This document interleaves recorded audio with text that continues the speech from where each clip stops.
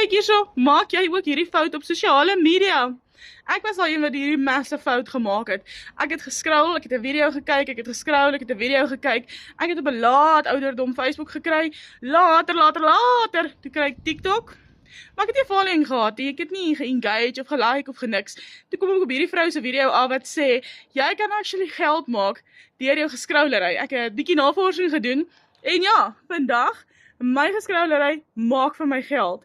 Hoe kry ek dit reg? Ek het my eie digitale besigheid begin. So waar ek nou 2 na 4 ure toe op die internet sou spandeer het vir love and charity, spandeer ek nou daarop vir fun, maar vir besigheid, maar ek daag op vir myself en ek verdien 'n inkomste aanlyn, 'n dollar inkomste nogal.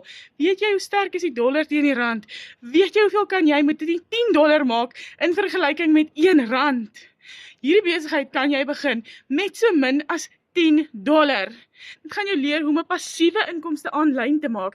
Ek maak reeds uit my $10 'n passiewe inkomste elke maand. Dit is so eenvoudig. Kom ek wys jou, hoe kan jy ook met $10 'n passiewe inkomste vir jouself begin? Skryf net vir my 10 onder en ek wys jou.